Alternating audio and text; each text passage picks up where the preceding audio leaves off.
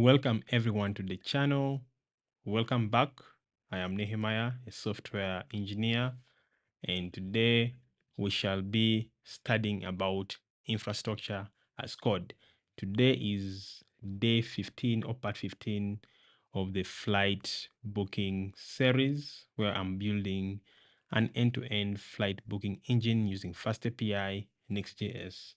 And like I promised you earlier, we shall be going to the backend, doing the DevOps, and soon shall also be integrating the front end. But before we integrate the front end, I'll be going back and forth between the backend tasks and DevOps tasks.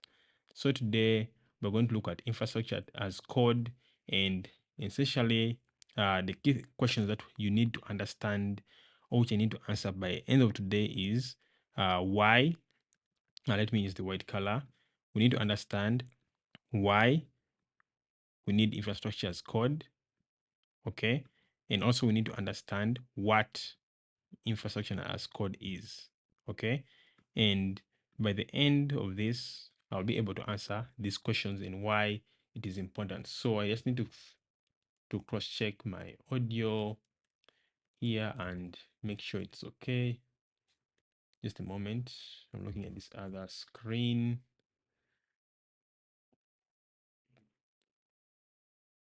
Okay, I see yeah, I think this is okay.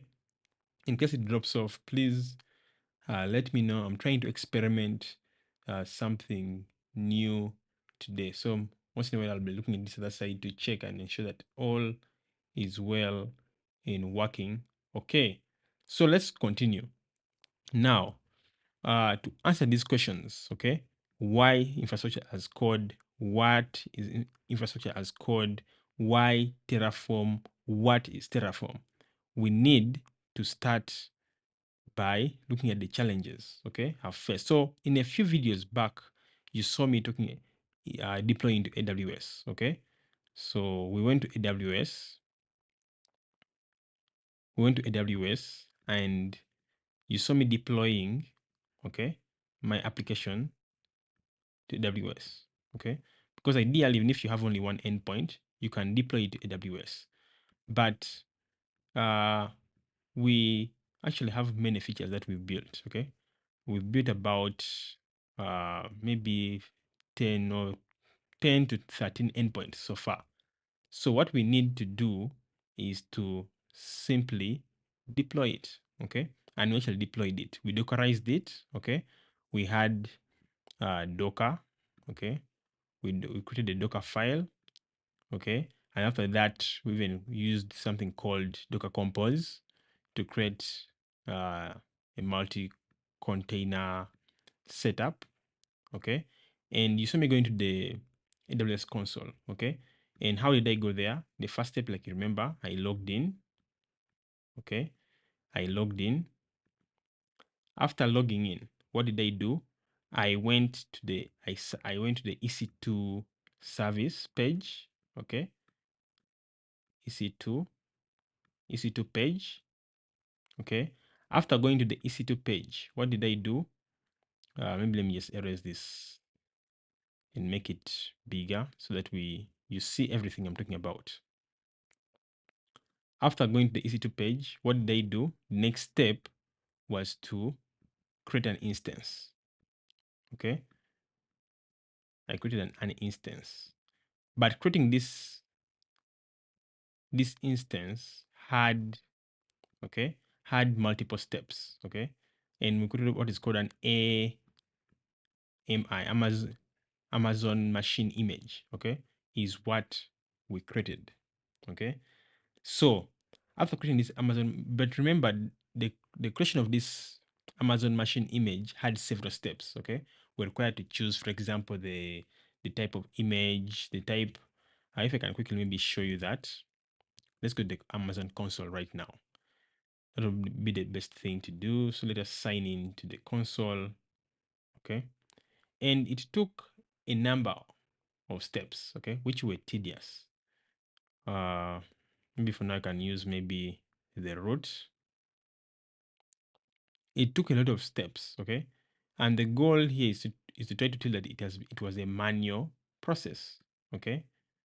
a manual process which was not pleasable. Okay, you want it to, wow, this looks like a lot of stuff. Okay, there's even no need to get here, but of course you understand the gist of it. Okay, that we had to go through a manual process to be able to deploy. Okay, and I did that in a previous video, a few videos back. So, but the challenge with this is that all this was manual. Okay, all this was manual. That's the problem. All this was manual.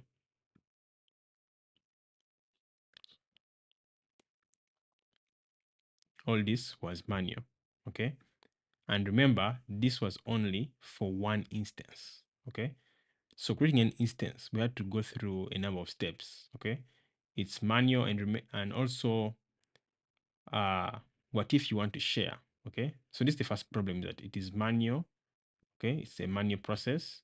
And secondly is that it is difficult to share. Okay, what if you wanted to share this configuration with another developer? What would you do? You'd have to again to go back to AWS, okay, console, login, check for the instance that you want. Okay, and you have to now search through the page to look at what's the name, what machine did I choose. Okay, was it Amazon? I mean, was it Ubuntu? Was it Mac? Was it Windows? Was it Linux? Whatever the case. Okay, it will be very, very difficult to share. Okay, your configuration. The third problem is that it is hard to reproduce. Okay, it is difficult.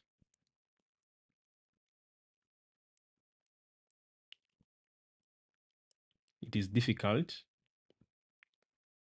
to reproduce. Okay, so these are the challenges with our current setup. Okay, so you see, I am going step by step. Okay, to show you the advantages of this, because previously I deployed to AWS, but you saw what it took. Okay, it is difficult to reproduce the current setup. Why is it difficult to reproduce it? Because I have to go through the same manual process. Okay, so this is the challenge of the current setup that I've created for the flight booking engine.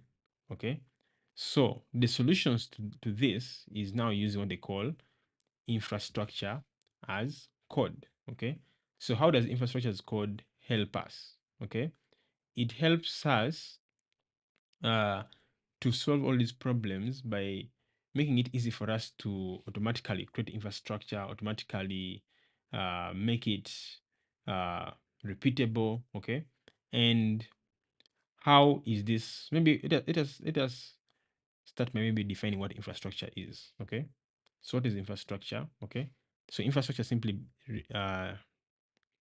refers to your compute resources. Okay, for example, maybe like the compute resource. Let's say maybe you wanted, for example, like a Ubuntu machine. Okay, you want to a Ubuntu machine on AWS, and this would be given to you by AWS EC2. Okay, and this could also be not on AWS, could be on GCP. Okay, you could do this on GCP. Also, you could want maybe a database. Okay, this is your infrastructure. You need a database. And with our current setup, I would have to do this manually. Another thing is probably you need object storage. Okay, you need object storage. This can be part of your infrastructure. You need object storage. Okay, and so on. But our current setup is manual. We'd have to set up this manual. Now, remember that right now we only have one instance. What if, okay, the number of requests to our application, okay, the requests increased? Let us say maybe right now you have maybe one user, okay, using this flight booking engine. We have one user, but suddenly the users increase, probably let's say to maybe 1,000. Okay, and one instance is not enough. Okay, so you'd have to scale from one instance, okay, of the API running from one instance to probably about maybe 100 instances, okay, to share the load, because 1,000 users, okay, cannot use one instance, okay. This would break the system, okay. This would fail. So you'd need, okay, you'd need about maybe 100 instances to handle the 1,000 user requests, okay. But with our current setup, we'd have to create 100 instances, okay, manually, which is tedious, okay. That's a lot of work, okay. So infrastructure as code helps us to automate this, okay, to create our infrastructure easily, okay. Now, what if, let us say, that maybe later, okay, you've been working, let's say, for a long time, we've been using AWS, okay. You've been using AWS probably for your compute services, okay, and we're using AWS EC2. Then later, okay, we discovered that maybe GCP is better, okay, the Google Cloud Platform is better, and you want to move from AWS to GCP. On GCP, again, you have to manually, with our current setup, okay, we shall have to go to the GCP platform and manually configure, okay. So it would be another manual process, okay, to replicate our compute, okay. Then again, later, probably you want to go to the one from Microsoft, Azure. I don't know how you guys pronounce this, okay. You want to go to Azure.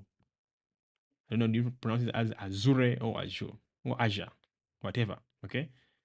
It would be another manual process. So you don't want to do manual processes, okay. Configure your AWS manually. Okay, now imagine if AWS has 1,000 instances, okay, not even 1,000, let us say 50, okay. Even just manually configuring 50 is a lot of work, okay. Then your company says, no, we don't want AWS anymore. You cancel that. Then again, you go to GCP, and on GCP you configure again 50, okay. Then again, after something, maybe GCP is not favoring you, you move to Azure, okay. Again, you do some manual process. This will be a lot of work. Then maybe later in future, you prefer again AWS, okay. So you have to move back to AWS. Then again, you have to do it manually. This is a lot of work, and you won't enjoy this, okay. It will break you. Now, this one scenario. Another scenario is, for example, like what I'm actually planning for this flight booking engine is to use what I call a multi-cloud architecture. Okay, I'll say multi-cloud. It should be a C. Multi-cloud architecture. I used to be slow while writing, but I need to get faster at this. So, assuming you had a multi-cloud architecture, what's the meaning of multi-cloud architecture? Okay, so in our current setup, or in the current state of things in the cloud, okay, you may find that probably AWS, you're using it for compute. So maybe you're using EC2, okay, or object storage, okay. So you're using probably for object storage, okay. So AWS is for object storage. Let's go step by step. Follow me closely. We're using AWS for object storage, okay, and then later on, but we're using GCP, okay, for compute, okay. Maybe we have our Ubuntu machine there, but we're using it for compute. For some reason, it works best, okay, according to our needs. Then later, we are using Azure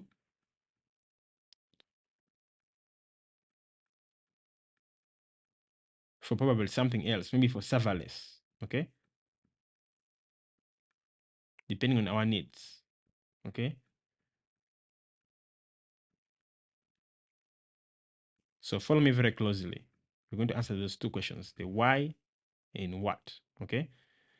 If we have to do all this manually, it will still be a lot of work. We cannot configure AWS manually, GCP manually, Azure manually.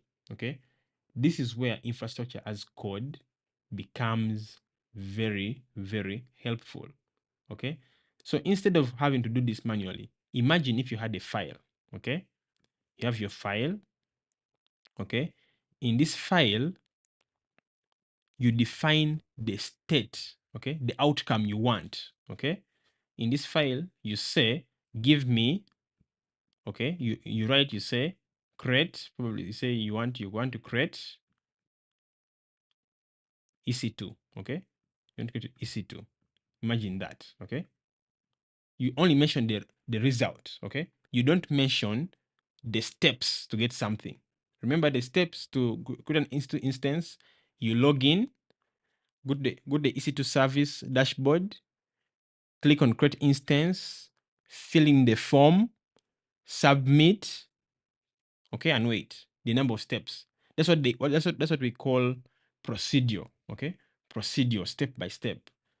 So instead of saying I want step A, B, C, D, you just mention the result. I want an EC2 instance, and all those steps are done for you.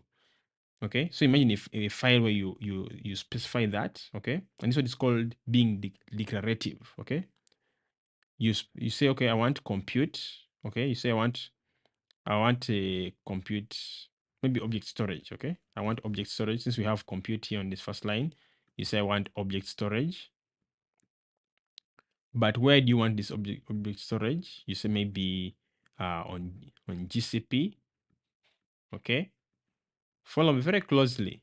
Okay, after that, you specify maybe I want serverless. Okay, on Azure. Okay, where you have a file, you've done this. Okay, and with one command, you're able to have all this created for you automatically. Okay, now imagine like probably after some time, okay, after some time, maybe let's say 1 month, okay, you want to probably change your configuration, okay, from maybe from one instance to 10 to maybe, okay, let's say you want to change your instance from your compute resource from EC2 to probably GCP. Okay, you do the same thing in the file. Okay, and everything is handled automatically. Okay, so one of the advantages of infrastructure as code is that you're going to automate. Okay, so it is called infrastructure as code because you don't you don't manually create your infrastructure, but you write a file, a declarative file. Okay, so the first advantage we're seeing is that, or the why is that we need automation, okay? Whereby I can create an EC2 instance or a GCP instance without having to log in into the AWS console, okay? In fact, there are teams whereby the developers are not given access to the console, okay? But they use infrastructure as code to create services. They automate it, okay? That's the first thing. Another thing, you can infrastructure as code gives you what they call versioning. Okay, you can version. Imagine the way you have Git. Okay, where you have version control for your GitHub repositories. Also, using infrastructure as code, we can version our infrastructure. Okay, and know what version we are dealing with. Actually, I wrote a few notes here, and I want to make sure that I'm following them. Okay, so that I don't lose you. Okay, and don't confuse you. So now, one of the tools, okay, which is infrastructure as code, which helps us to do these things, is called Terraform. Okay, so there's a company called HashiCorp. Okay, if I can Google this company, HashiCorp. Okay, HashiCorp is an IBM company. Okay, they're a company, okay, that created a tool called Terraform. Okay, so Terraform is an infrastructure as code. Okay, is an if you see someone saying ISC, okay, ISC is an abbreviation for infrastructure as code. It's a tool, a platform created by a company called HashiCorp, which we shall be using to automate infrastructure creation, okay, and make things easy, like you're going to see, okay. HashiCorp, I don't know if I've not spelled it right. Is it, I think like this, HashiCorp, okay. So we're going to use Terraform, okay. So how does Terraform help us, okay? Using Terraform has what is called, wow, looks like I've I've reached my limit. Okay, they say you have reached the maximum number of shapes allowed on page one. Please delete some shapes or move to a different page. So I need to delete some things here because I want to use this same page. So I need to delete things up here.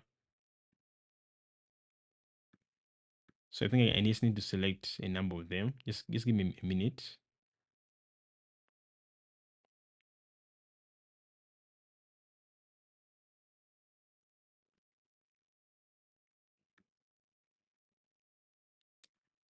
So I've deleted the number.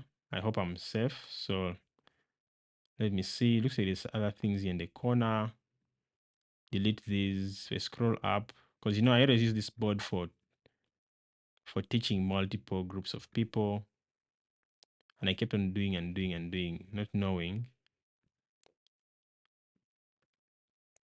I'm going to run out of the free tier. So I'll delete that. Sorry, I should have done this before. Sorry for wasting your time.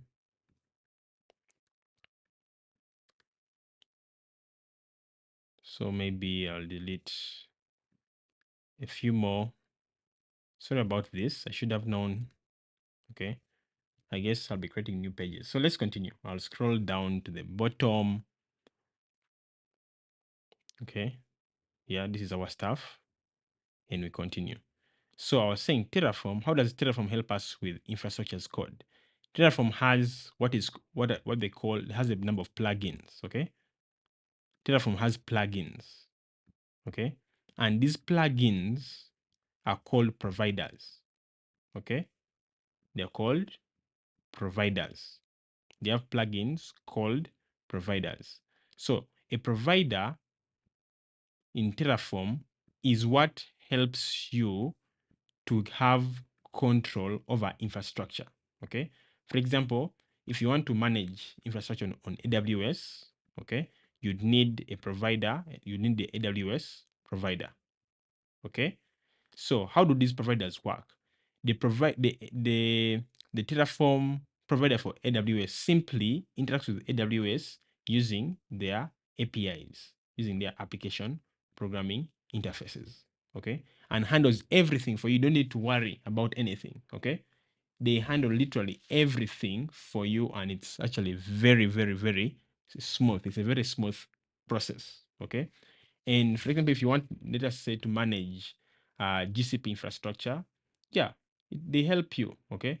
And one thing you have to know, the HashiCorp and the entire community of Terraform have written, as of now, over 1,000 providers, okay, 1,000 providers as of now, maybe even more, okay.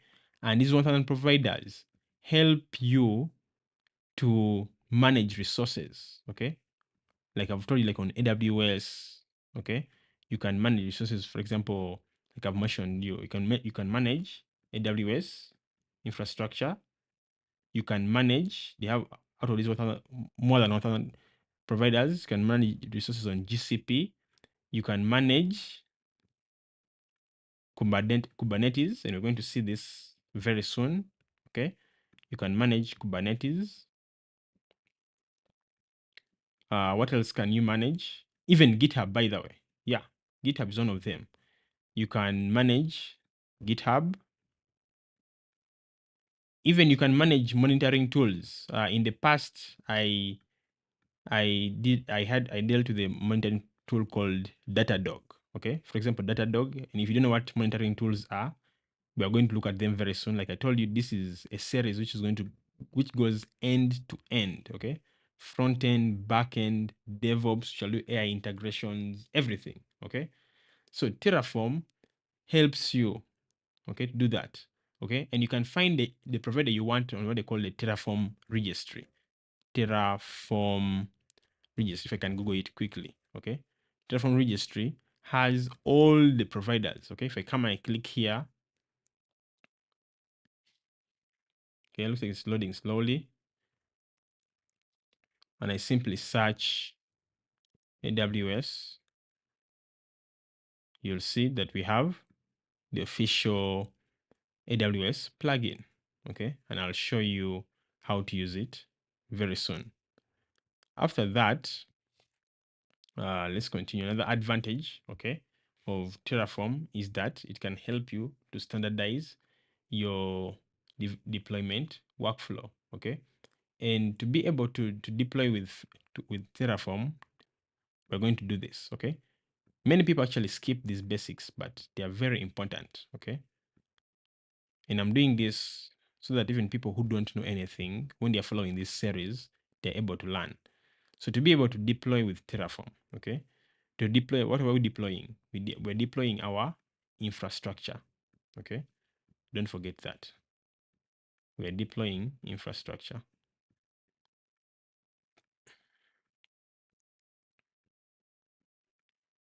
So to be able to deploy infrastructure with Terraform, the first thing you have to do is to identify your scope. So what is scope? Scope is simply identifying your infrastructure, okay, for your project. Like maybe I'll need compute, I'll need object storage, okay, as simple as that. Or I'll need serverless. After you've defined your scope, or, and scope, like I've said, means identifying the infrastructure for your project. You need to now to author, okay? What does authoring mean? Authoring means now you now need to write the configuration for your infrastructure, and you see we shall be doing it using files called tf, okay, .tf files. Just like a Python file ends with .py, excuse me.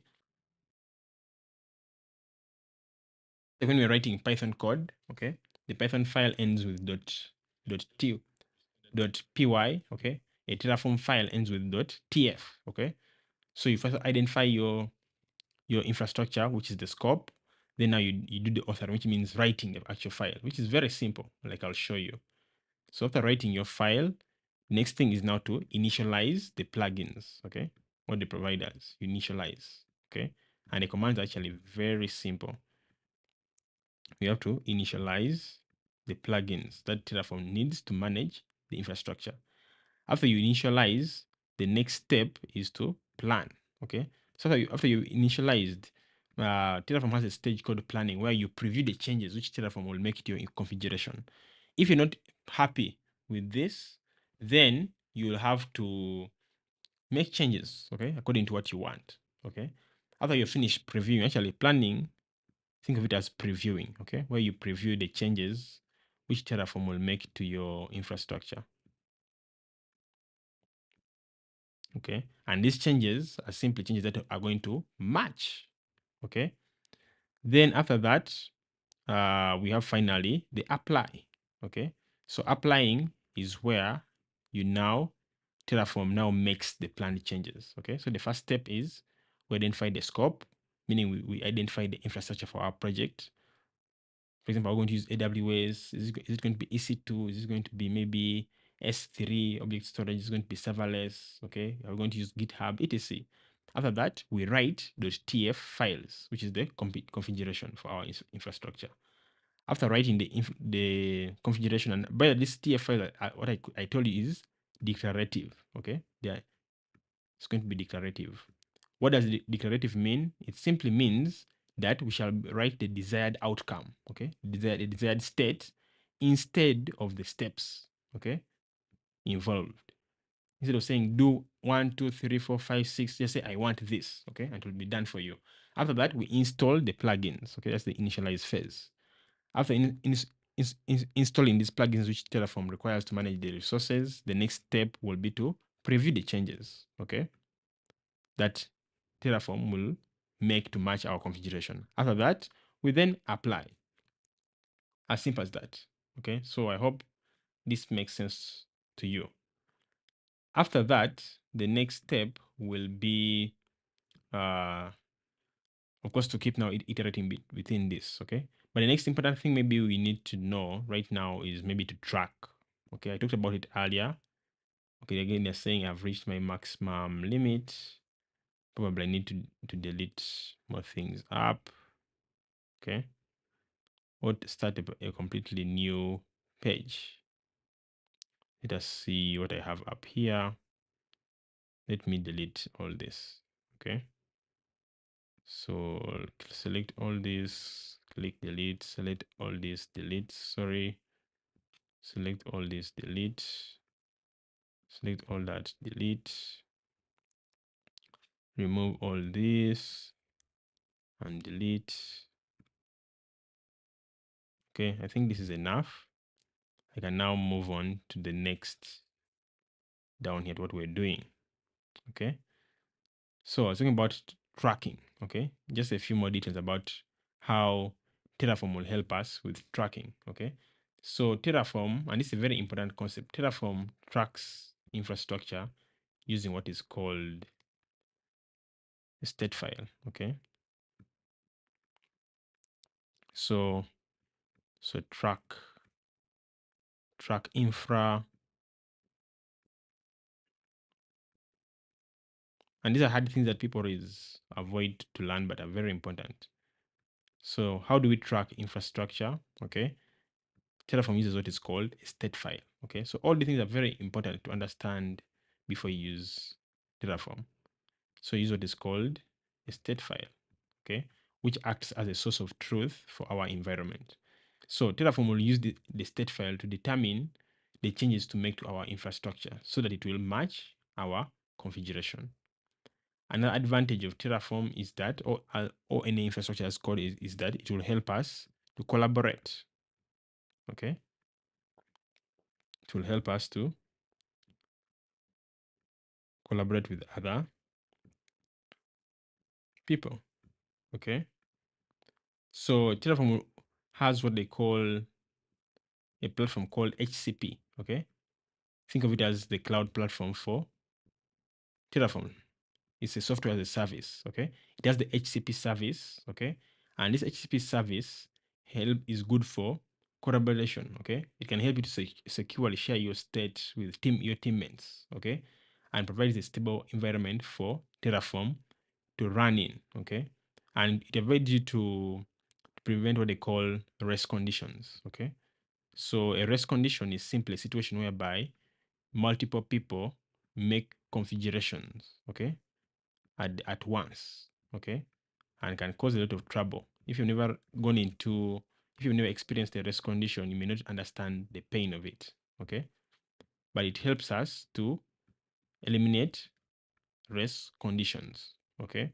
So it provides a stable environment where you can run Terraform and yeah, you can't, I mean, it helps you prevent rest conditions. You want to go into rest conditions. And HCP has actually a free tier, okay? It has a free tier for up to five, I think five, a team of 5 users. Okay, up to five users, which is good. Okay, and also on the same topic of collaboration, this HCP platform can help you to connect. Okay, you can connect to version control systems. VCS, VCS. Okay, version control systems. And of course, by now, I'm sure many of you, by the time you're learning about infrastructure as code, you know about GitHub, okay? Things like GitHub, GitLab, okay? We can join, you can connect it, okay, to GitHub, which means this means it allows you to automatically propose infrastructure changes when you commit uh, version control changes, okay, to this. So whenever you push your new version, your new configuration of Terraform to GitHub, then HCP can help you okay, automatically propose infrastructure changes. Okay, yeah. So yeah, it will be pretty interesting. You'll see it where we're able to manage changes to our infrastructure through version control as you would using application code. So I think you see that Terraform is not that hard. It's a very easy concept. So after that, now that we have looked at the why we need Terraform, okay. So I'll talk about how it helps you to manage your infrastructure and literally any infrastructure. Okay. Second point is that Terraform will help you to track your infrastructure and will help you to collaborate. Okay. How do you manage your infrastructure? You define your infrastructure. You first of all start by defining your scope, and scope means identifying the infrastructure you want. After that, identifying the infrastructure you want, you now do what they call authoring. Okay. You write the configuration files. After writing the configuration files, the next step is to now initialize. Okay, what does initializing mean? It means installing the providers that Terraform requires to manage your infrastructure. After doing this, the next step is now to apply. Okay, what does applying mean? Applying is like a preview stage in Terraform where you preview and say, okay, what do I need? Okay, is it A, B, C, D? Okay, so take note of that. After not actually it's not apply, it's planning. Okay, so scope, initial author, initialize, then you plan. So the planning is where you preview. And I think I wrote it up here. Okay. Yeah. This is where you preview. Then after that, you now apply the changes. Okay. And we are going to see this in the next stream where we shall go into the details of how to go through this. And trust me, it's actually very simple. Okay. Very simple. So what do you now need to do? What you need to do right now is to install Terraform, okay, which is a very, very easy step. Okay, for example, if you're on Mac, okay, let me open my terminal. I'm not sure if you can see my terminal. So like you say, I was working on Terraform yesterday. Let me clear this. Okay, is this where I was working? Yeah, I think I was. Let me just magnify this and make sure that you can see my terminal. So what, like if, for example, if you're in Mac, it will be very simple. You'll use brew, okay? Homebrew to install it. In fact, I can show you right now. If I say Terraform install, okay? Installation. So what you saw in my terminal, I was actually trying to test out Terraform, okay? So installing is very easy, okay? Come here, for example, like those who are on uh, becoming Mac OS, very easy. You just say brew tap HashiCorp, then brew install HashiCorp, tap Terraform. Two commands, and you're okay. If you need a binary download, you can click on this. For those on Windows, if you need the binary download, it's here. Those on Linux, okay, all the commands are here, okay, depending on your distro. It's actually very easy, okay. For Solaris is also here, OpenBSD, FreeBSD, all here. So I've actually installed it, okay. And if I go here and I simply type Terraform, okay, you'll see that it actually works, okay. But of course, the best way is to say Terraform minus minus version, like that. So install Terraform, and tomorrow on the next stream, could be the next day, we're going to now go into creating and managing our infrastructure. And you're going to see how easy it is, okay? Better than going to AWS or GCP and having to suffer, okay? Which means without even knowing how GCP works internally, you can be able to set up your infrastructure in a very easy way. So I'm looking forward to that. And like I told you, this is going to be a real full stack series, okay? Where we talk about the backend, the front end, the DevOps, and maybe even a mobile app, who knows, okay? Literally everything. And like, this is me building my project after learning FastAPI for 31 days last month. So yeah, step by step, and soon we'll be there. I hope you've been able to pick something. Please install Terraform using this page. Okay, maybe I'll drop the link in the chat. Let me try to copy it. Okay, and then on this other screen, try to put it in the chat for you. Install Terraform. Okay, there it is. And please don't just, of course, watch. Please do. That's how you will learn, by actually doing. So, yeah, thank you for learning along with me, and see you in the next live stream. Bye for now.